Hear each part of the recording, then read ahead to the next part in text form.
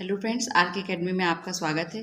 चलिए फ्रेंड्स, आज सीटेट 2023 के सीडीपी के प्रैक्टिस सेट 10 स्टार्ट करती हूँ। सीडीपी के 9 प्रैक्टिस सेट मैं आपको करवा चुकी हूँ।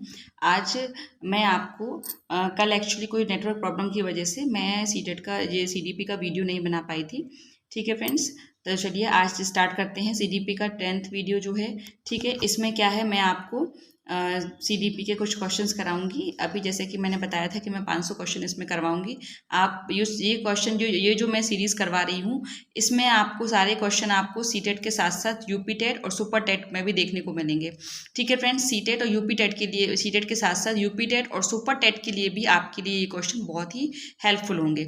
चलिए नेक्स्ट स्टार्ट करते हैं फ्रेंड्स, बिना टाइम वेस्ट किए हुए। क्या है 308 क्या कहता है, किसी भी ऐसी क्रिया को जो कि व्यक्ति के अच्छे या बुरे किसी भी तरह के विकास में सहायक होती है, इसके वर्तमान व्यवहार और अनुभवों को जो कुछ वे हो सकते थे उससे भिन्न व्यवहार और अनुभवों को जो कुछ वे हो सकते थे उससे भिन्न बनाती है, सीखने की संज्ञा दी जा सकती है। यह कथन किसका था फ्रेंड्स? यह कथन था वुडवर्थ का। नेक्स्ट क्या है 309, किशोरावस्था वह समय है जिसमें विचारशील व्यक्ति बाल्यावस्था में परिपक्वता की ओर संक्रमण करता है। ये किसने कहा था? ये कहा था जर्शील ने। ठीक है फ्रेंड्स, नेक्स्ट क्वेश्चन क्या है, कोहलबर्ग के बहुत नैतिक विकास सिद्धांत की 5वीं अवस्था पूछी गई है। 5वीं अवस्था क्या थी? सामाजिक अनुबंधन और व्यक्तिगत अधिकार। ये फ्रेंड्स क्वेश्चन आ सकता है, इंपॉर्टेंट है।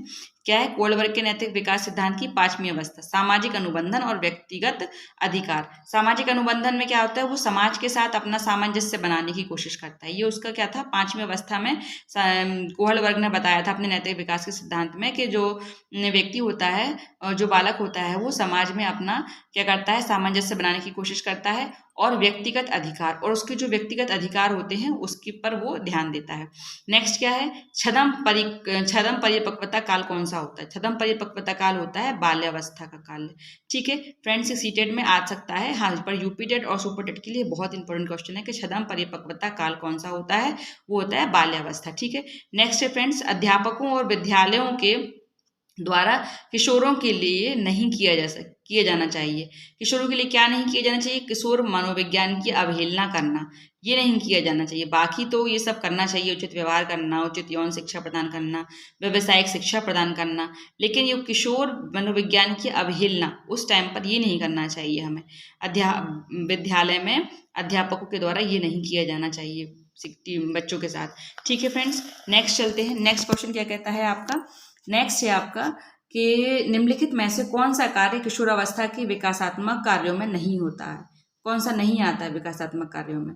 ठीक है, तो ये वाला क्वेश्चन है ना, देखिए ये वाला क्वेश्चन, वस्तुओं, व्यक्तियों, स्थानों और मूल्यों के प्रति अस्थायी भाव विकसित होना, ये जो होता है वो आपका किशोरावस्था के विकासात्मक कार्य में नहीं आता है। नेक्स्ट क्वेश्चन क्या है 314, निम्नलिखित में से कौन सा स्तर लॉरेंस कोहलबर्ग के नैतिक विकास के सिद्धांत में नहीं है?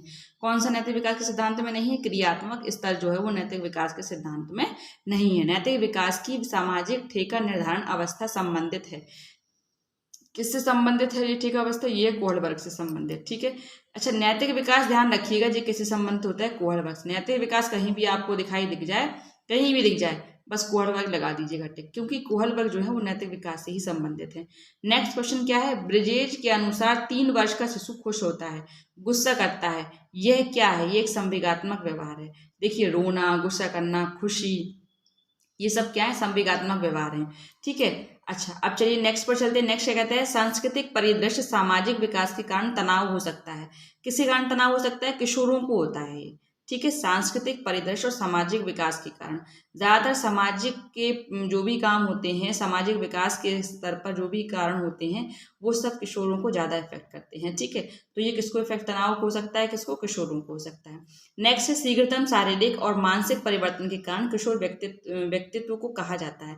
क्या कहा जाता है ऐसे व्यक्तित्व को? तूफान काल भी कहा। अच्छा, क्वेश्चन ऐसा भी बन सकता है इसमें फ्रेंड्स, इस क्वेश्चन पर स्टार लगा लीजिए आप। ये क्वेश्चन बहुत आता है, सीटेट में पूछा जाता है कि तूफान की अवस्था किसे कहा जाता है या तूफान का काल किसे कहा जाता है, किस अवस्था को तूफान का काल कहा जाता है? तो फ्रेंड्स वो क्या होता है, किशोरावस्था को कहा जाता है तूफान का काल। देखिए इसमें किशोर व्यक्तित्व को कहा जाता है। ये क्वेश्चन कई तरह से रिपीट हो सकता है। ठीक है, इसमें तो ऐसा दिया हुआ कि शीघ्रतम शारीरिक और मानसिक परिवर्तन के कारण किशोर व्यक्तित्व को कहा जाता है, तो तूफान का काल। ठीक है, लेकिन ऐसा भी पूछ सकता है कि तूफान का काल किस अवस्था को कहा जाता है? किशोरावस्था को कहा जाता है। ठीक है फ्रेंड्स, ये ध्यान रखिएगा, एक क्वेश्चन किशोरावस्था से जरूर बनता है, एडोलसेंस से। 319 क्या कहता है, किशोरावस्था खुशी रहित समय क्यों कहा जाता है? क्यों कहा जाता है? क्योंकि किशोर महसूस करते हैं कि लोग उन्हें नकार रहे हैं, शारीरिक परिवर्तन से उन्हें ये नए अनुभव और नई आवश्यकता महसूस होती है, और किशोरों की आवश्यकता भिन्न होती है।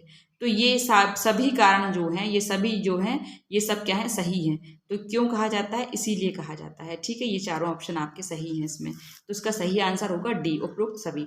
नेक्स्ट क्या है, जीन पियाजे के संज्ञानात्मक विकास की अवस्थाओं में निम्नलिखित में से कौन सा सम्मिलित है? जीन पियाजे की संज्ञानात्मक अवस्थाएं।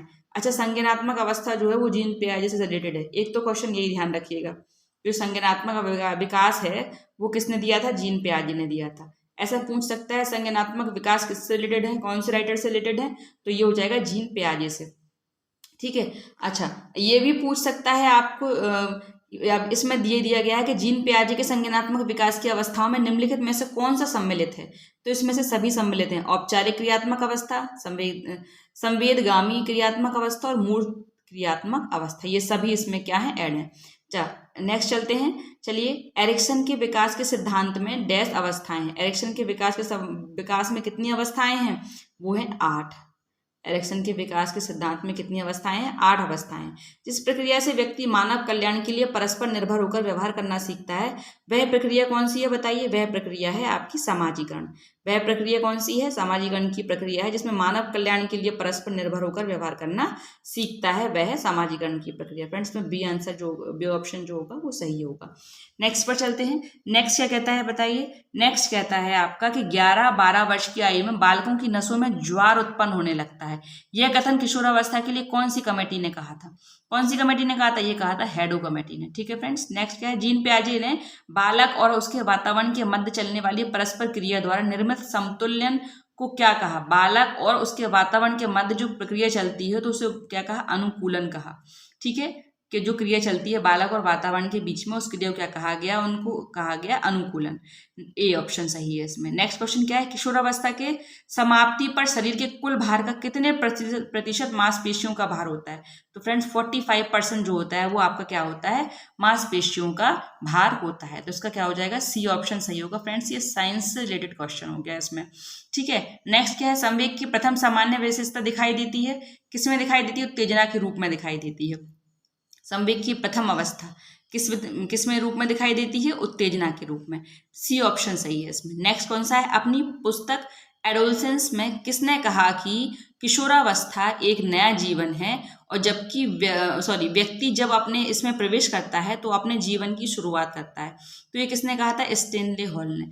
अच्छा फ्रेंड्स, ध्यान रखिएगा, एडोलसेंस जो है उनकी अगर आपसे पूछ लिया जाए कि किसने लिखी थी ये पुस्तक, तो ये स्टेनले हॉल ने लिखी थी। किशोरावस्था से संबंधित मनोवैज्ञानिक कौन से हैं? Stanley hall. 2-3 टाइप से ऐसे क्वेश्चन बन सकता है, तो इसको आप ध्यान रखिएगा।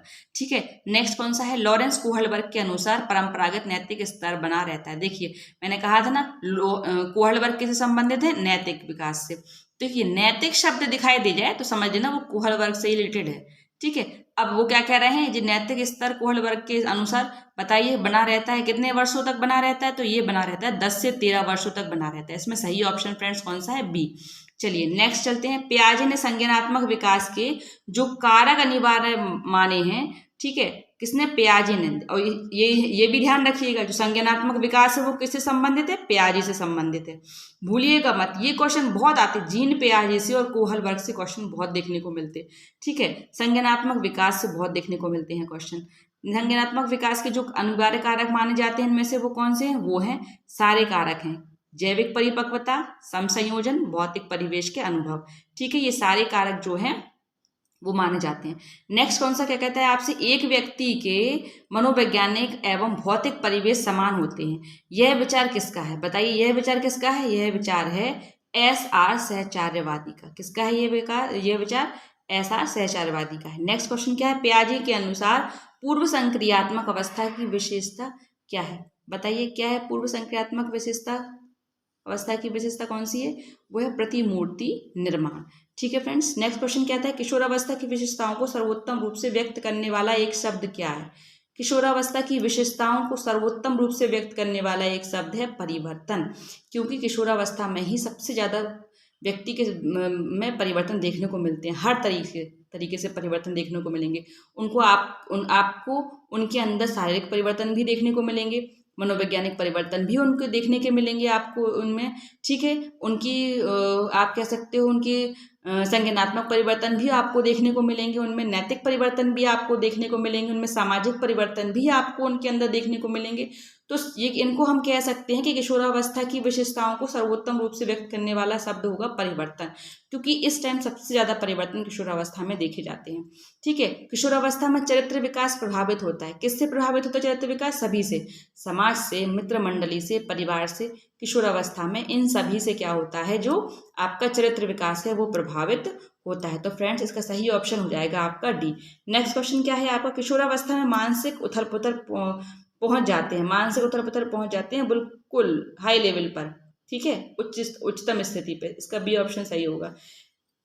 फ्रेंड्स ये आपने भी देखा होगा, किशोरावस्था में सबसे ज़्यादा आप देखोगे किशोरों में उनको गुस्सा दिखाई देगा आपको, उनके अंदर सबसे ज़्यादा आपको दिखाई देगा आपको। मानसिक रूप से वो बहुत ज़्यादा आप कह सकते हो उनके अंदर इतनी उथल पुथल मची रहती है वो, क्योंकि उस समय उनके अंदर बहुत सारी चीज़ें मतलब कह सकते हो चेंजेस होने लगते हैं। जैसे कि आप कह लो उनके अंदर एक जो नेतृत्व प्रवृत्ति होती है वो भी उनके अंदर आ जाती है, ठीक है। आपने देखा होगा नेतृत्व प्रवृत्ति, जैसे कॉलेजेस में जब जाते हैं तो उनके अंदर आपने देखा होगा कि वो एक जो अपने युवाओं का जो नेता कहते हैं जिसको, वो अपने अंदर वो चीज़ वो समझने लगते हैं, वो चीज़ को अपने अंदर देखने लगते हैं, ठीक है। तो बहुत सारी चीज़ें उनके अंदर देखने को मिलती हैं। तो मानसिक उथल पुथल सबसे ज़्यादा उच्चतम स्थिति में होती है किशोरावस्था में, ठीक है। तो ये जो आपके आज मैंने कितने कराए हैं, 234 क्वेश्चन कराए हैं, ठीक है। तो फ्रेंड्स आज का वीडियो यहीं तक। आगे के मैं क्वेश्चन CDP के कल कराऊंगी, कल के वीडियो में आपको देखने को मिलेंगे। फ्रेंड्स मेरा जो मैंने CDP का जो वीडियो बनाया है CTET के लिए, फ्रेंड्स इसमें बहुत सारे क्वेश्चन ऐसे हैं जो आपको यूपी टेट और सुपर टेट में भी हेल्प करेंगे, ठीक है फ्रेंड्स। तो मैं आपसे बार बार कहूँगी कि अगर आप CDP के कुछ सिलेक्टेड क्वेश्चन चाहते हैं तो मेरे इस वीडियो को ज़रूर देखिएगा, ओके फ्रेंड्स। अगर आपको मेरा वीडियो अच्छा लगा हो तो फ्रेंड्स प्लीज़ मेरे वीडियो को चैनल को सब्सक्राइब और लाइक शेयर ज़रूर कीजिएगा। Thank you.